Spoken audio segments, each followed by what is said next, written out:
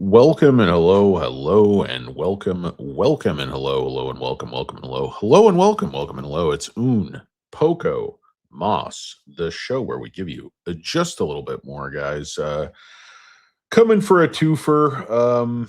Looking to do a quick Neo video here because I have not done one in some time, and yeah, if I don't do any Neo videos, that guy Rune down in the comments, he's funny. He hates Neo, just hates the stock every time I do a Neo video. He lets me know, but he's much appreciated. We love the Bears as much as the Bulls here. We don't expect everyone to agree with us. It's not a cult. Anyway, so welcome and hello, guys. Hello and welcome. Thanks for joining me on Un Poco Moss. I just want to this is kind of a theme where Neo was walked down from almost 70, I believe, hit about 67, hit 55 twice.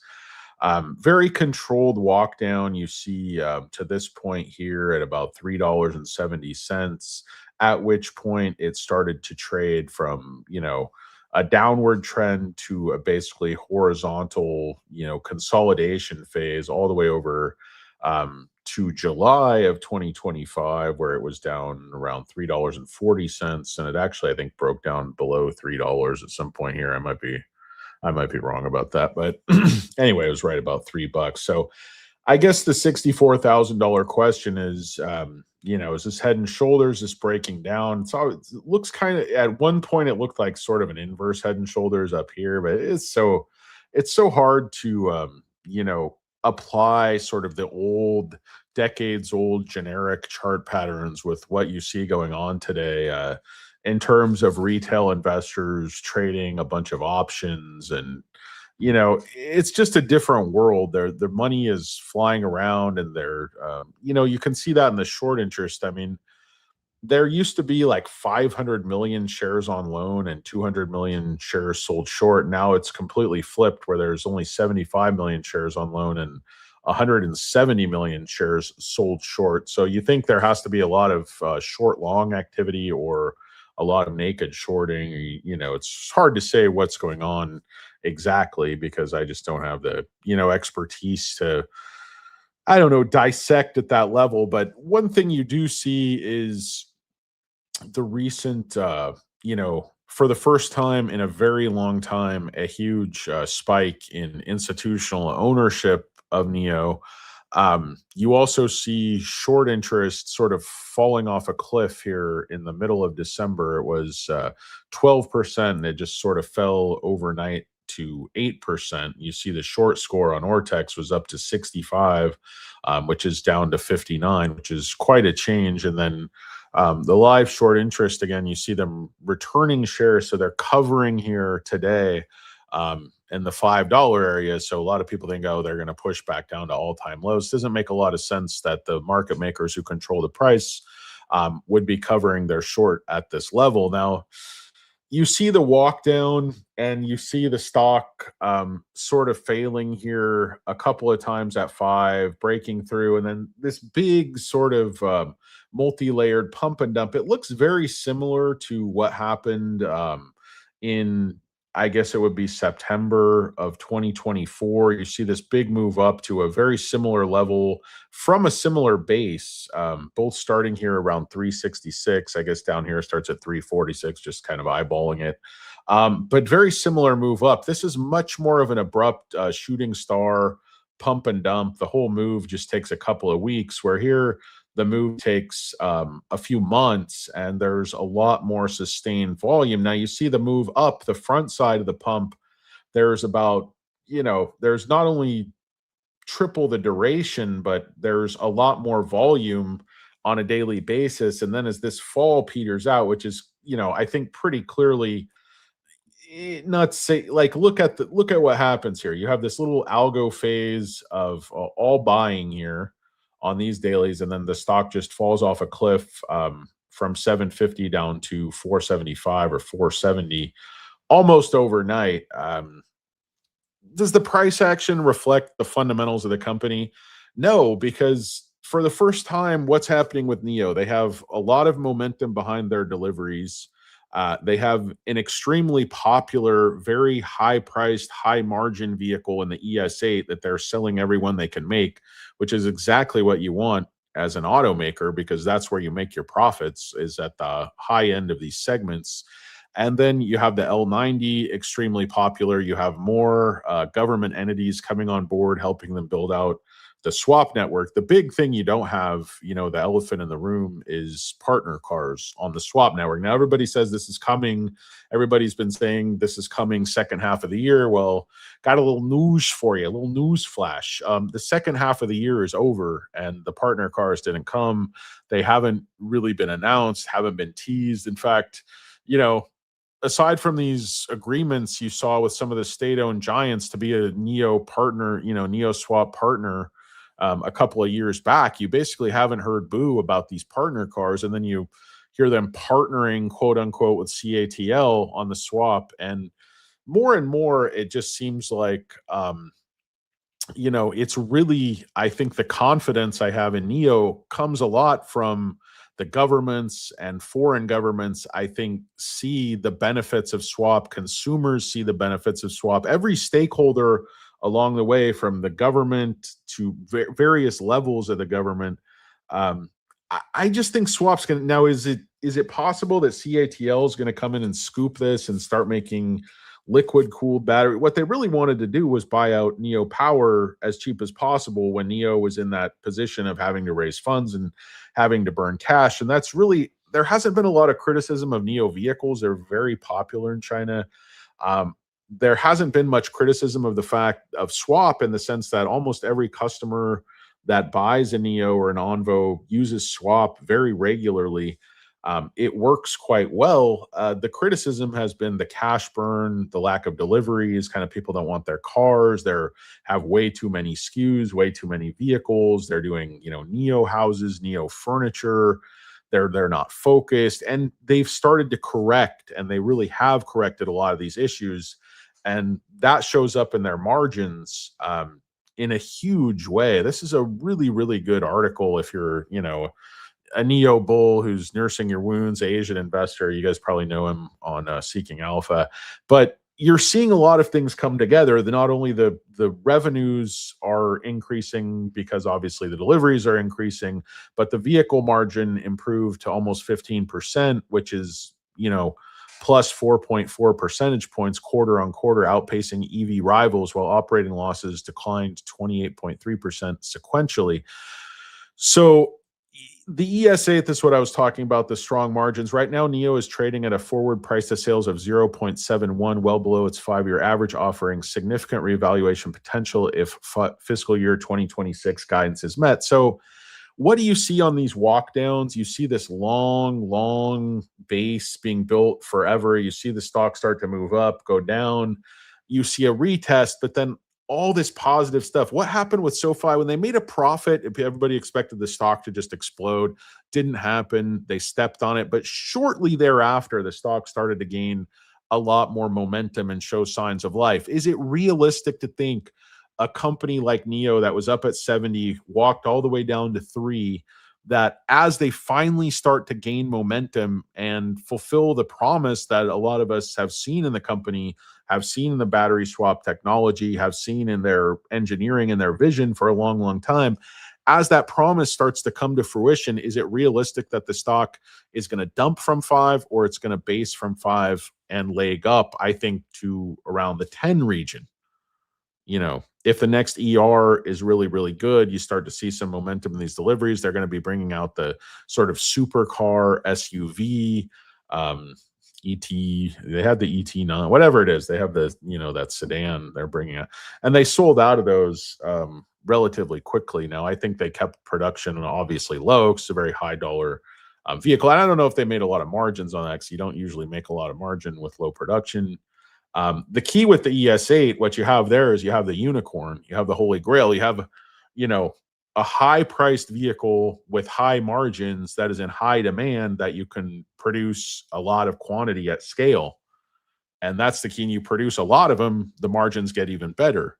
And they're already talking about 20% margins, and that's only going to improve. Now, Asian investors thinking they produce 160,000 ES8 units next year based on the run rate they're already getting to, 10,000 units per month already.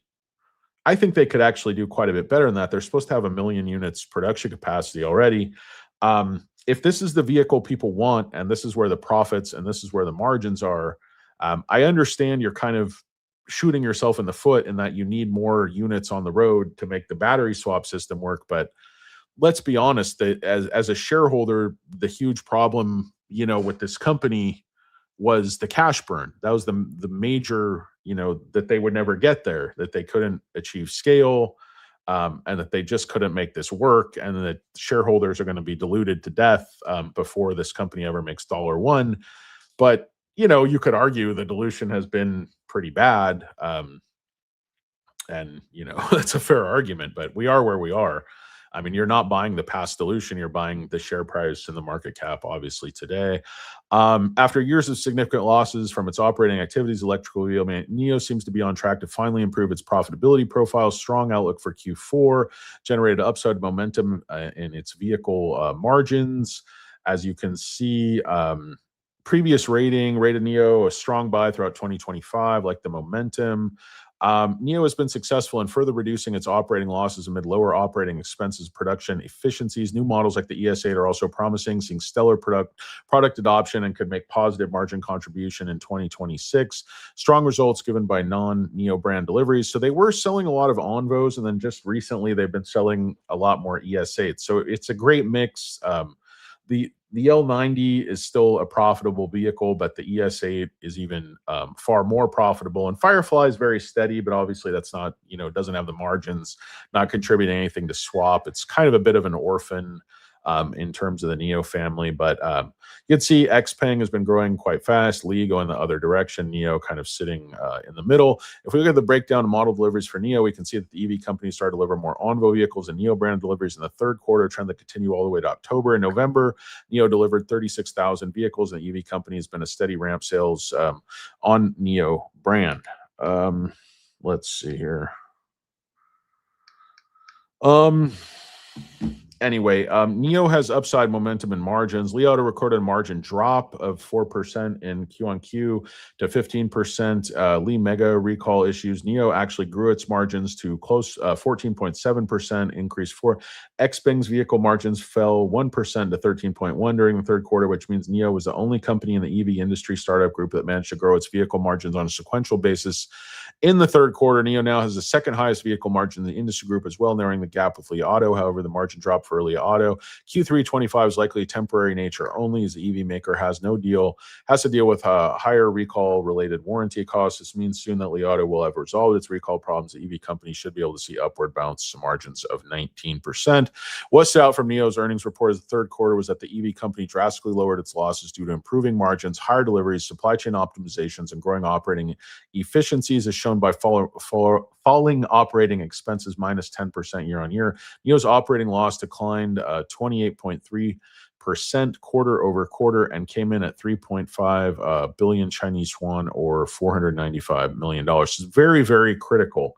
Operating expenses down 10% year over year while increasing sales considerably. Operating loss declined 28% quarter over quarter. That's huge. Compared to other EV manufacturing, Nio has the weakest profitability profile, which is exactly, I believe, the EE enterprise has significant upside potential in 2026. Nio guided for positive non-GAAP net profit next year, meaning a fundamental change in the profitability setup could be a major catalyst for re-rating next year. From a gross profit perspective, Nio is trailing its EV rivals, but the margin trend for Nio is positive. Further, Nio is seeing surging deliveries of the recently announced ES8, which I will get to next. This is the catalyst. Nio's guided for so many deliveries. You guys know all this stuff already.